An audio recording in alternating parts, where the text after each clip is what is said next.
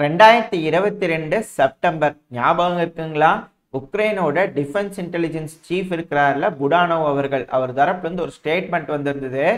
ரஷ்யாவோட கைப்பிடிக்குள்ள இருக்கக்கூடிய இந்த கிரீமியாவை இந்த வருஷத்தோட முடிவுக்குள்ள லிபரேட் பண்ணிடுவேன், நீங்களே லிபரேட் பண்ணீங்களா அப்படிங்கிறது போல கேட்டுக்கிறாங்க. யார்கிட்டனா உக்ரைனோட டிஃபென்ஸ் இன்டெலிஜென்ஸோட ரெப்ரசன்டேட்டிவ் கிட்ட கேட்டிருக்காங்க. ஏன்னா இவரோட தலைவர் தானே அப்படி ஒரு ஸ்டேட்மெண்ட் கொடுத்தாரு. என்னப்பா டிசம்பர் மாதம் 28ஆம் தேதி ஆச்சு, ஏதாவது உள்ள போனீங்களா, கிரீமியா பிடிச்சிங்களா அப்படிங்கிறதோட கேட்டிருக்கிறாங்க. அதாவது இவரோட பேரு ஆண்ட்ரே யூசோவ் அவர்கள். இவர் என்ன சொல்லியிருக்கிறாருன்னா, இன்ஃபர்மேஷனுங்கிறது ஒரு வெப்பனுங்க. அந்த இன்ஃபர்மேஷனை கரெக்டாக பயன்படுத்தினா இன்ஃப்ளூயன்ஸ் பண்ண முடியும். அந்த டைமில் கரெக்டான ரிசல்ட் கிடச்சதுன்னா அது ஒரு சூப்பரான மேட்டராக இருக்கும் அப்படிங்கிறது போல இவர் தரப்புலேருந்து மழுப்பி இருக்கிறாரு. நான் அப்படிதான் தெரியுது இவர் கூட சொல்லக்கூடிய ஸ்டேட்மெண்ட்லாம் வச்சு பார்க்கும்போது. அதுவும் பாருங்க, ஆனால் அவர் சொன்னது உண்மைதாங்க. இந்த சம்மரில் எங்களோட படை பிரிவை சேர்ந்தவங்க கிரீமியாக்குள்ளே போயிருக்கிறாங்க.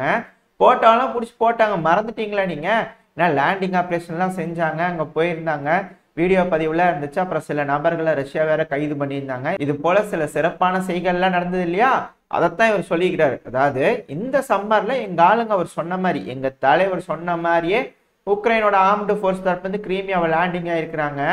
அடுத்த வருஷத்துல பிடிச்சிருவோம் அப்படிங்கிறதோட சொல்லியிருக்கிறாங்க. அடுத்த வருஷமும் திரும்பி இவங்க பிடிப்பாங்கன்ற நம்பிக்கையில பத்திரிகையாளர்கள் இருக்காங்க. அவளோட நானும் வெயிட் பண்ணி பார்த்துட்டு இருக்கிறேன், உக்ரைன் எப்போ கிரீமியாவை மீட்டெடுப்பாங்கன்னு.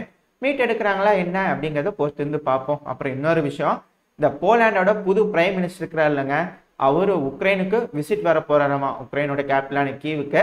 இப்போ போர் வேற தாறுமாறா நடந்துட்டு இருக்குது. போலாண்டு மேல வேற உரண்டை இழுக்கிற மாதிரி சில விஷயங்கள்லாம் இருக்குது.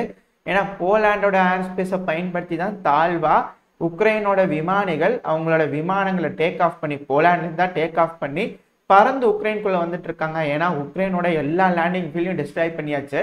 அப்படி இருக்கும்போது உக்ரைன் டேக் ஆஃப் பண்றாங்கன்னா ஏர்கிராஃப்டை, அது கண்டிப்பா போலாண்டு தான் அப்படிங்கிறது போல உறுதிப்படுத்தப்பட்ட செய்தி இல்லை, ரூமர்ஸ்லாம் வந்துட்டு இருக்கு.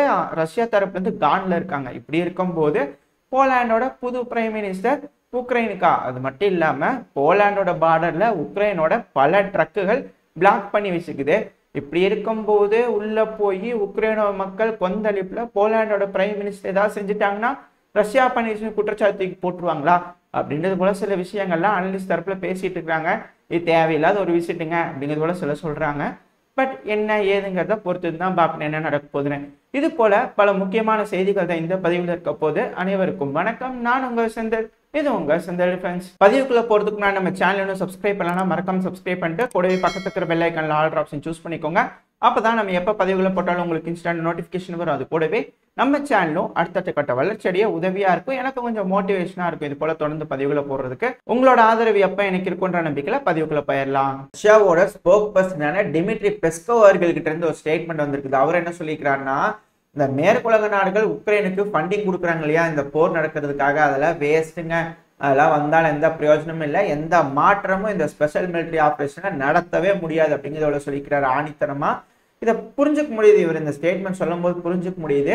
ஏன்னா கள நிலவரம் அப்படித்தான் இருக்கு. இப்போ ரஷ்யா உக்ரைன் போரோட கள நிலவரம் என்னன்னா, இந்த மிரியங்கால ஒரு சில ஸ்ட்ரீட்ஸ் தான் பேலன்ஸ் இருக்கு அப்படிங்கிறதோட சொல்லியிருந்தோம் இல்லையா.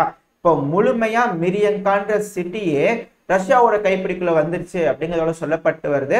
சில வீடியோ ஃபுட்டேஜஸ்லாம் வச்சு பார்க்கும்போது அப்படிதான் தெரியுது. ஆனா ISW தரப்புல இருந்தும் உக்ரைன் தரப்புல இருந்தும் வேற மாதிரியான செய்திகள் வந்துகிட்டு இருக்கு.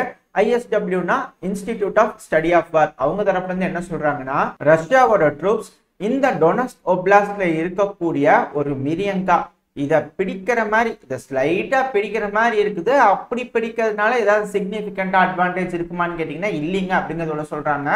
ஆனா மிரியங்கா விழுந்துருச்சுன்னா தான் ரஷ்ய வீரர்கள்னால எந்த ஒரு பிரச்சனையும் இல்லாம முன்னேறி போக முடியும் அதுக்கப்புறம். ஏன்னா பக்கவாட்டு தாக்குதல் பண்ணிடுவாங்க.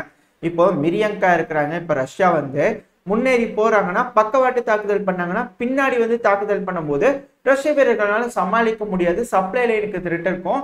இப்படி இருக்கும்போது அந்த சப்ளை லைன்ஸை ஸ்டெடியா வச்சுக்கணும்னா அந்த முன்னேறி போகக்கூடிய ரஷ்ய வீரர்களோட லைன் சீரா இருக்கணும். அப்படி சீரா இருந்தாதான் முன்னேறி போயிட்டே இருக்க முடியும். ஒரு இடத்துல சீரா இல்லாம ஒரு இடத்துல உக்ரைனோட வீரர்கள் முன்னேறி ஒரு பக்கம் ரஷ்ய வீரர்கள் முன்னேறி போயிருந்தாங்கன்னா இருதரப்புலயும் அதிகமான சேதம் ஏற்படும், பாதிப்புகள் இருக்கும், உயிரிழப்புகள் அதிகமா இருக்கும்.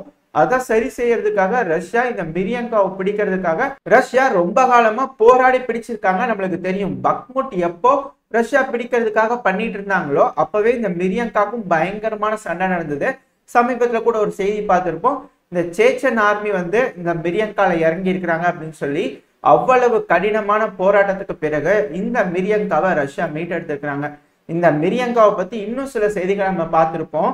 இந்த போர் மிரியங்கால மேல இல்ல, அதாவது சர்ஃபேஸ்ல நடக்கல, அடியில நடக்குது, அண்டர் கிரவுண்ட்ல நடக்குதுன்னு உக்ரைன் தரப்புன்னு சொல்லியிருந்தாங்க இல்லையா. அப்படி இருக்கும்போது நம்ம சமீபத்துல வீடியோ பதிவுலாம் பார்த்திருப்போம். இது போல ரஷ்ய வீரர்கள் அப்படியே புகை போடுற மாதிரி ஒரு குண்டு மாதிரி போட்டு, ஆக்சுவலா அது வெடிக்காது, புகை மட்டும்தான் வரும். அப்படி போட்டு போட்டு உள்ள இருக்கக்கூடிய வீரர்களா வெளியே அனுப்பிட்டு இருந்தாங்க இல்லையா உக்ரைனியன் வீரர்களை. இது போல வீடியோக்கெல்லாம் நம்ம பார்த்திருப்போம்.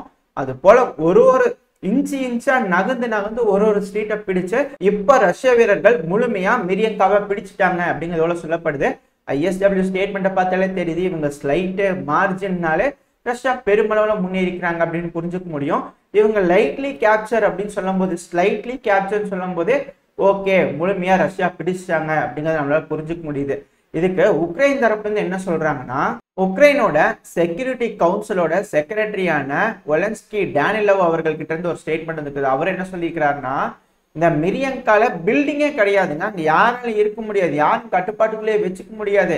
அது மட்டும் இல்லாம இந்த மிரியங்காவோட ஒரு சிறு பகுதி இன்னுமே உக்ரைனோட ஆர்ம்டு ஃபோர்ஸ் கட்டுப்பாட்டுக்குள்ளதான் இருக்கு அப்படிங்கிறது போல அவர் தரப்புல ஸ்டேட்மெண்ட் வந்திருக்கு. இதுல இருந்து நம்மளால புரிஞ்சுக்க முடியுது, பெரும் அளவுல ரஷ்ய வீரர்கள் இந்த மிரியங்கால முன்னேறி போய் அவங்க கட்டுப்பாட்டுக்குள்ள எடுத்துக்கிறாங்க.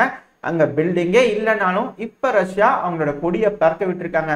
அதுவும் சில சிட்டிஸ், அந்த எட்ஜ் சிட்டியோட எட்ஜில் இருக்கக்கூடிய பில்டிங்ஸ் எல்லாம் ரஷ்யாவோட கொடியை பறக்க விட்டுருக்காங்க அப்படிங்கிறது போல வீடியோ பதிவுகள்லாம் வந்துட்டு இருக்கு.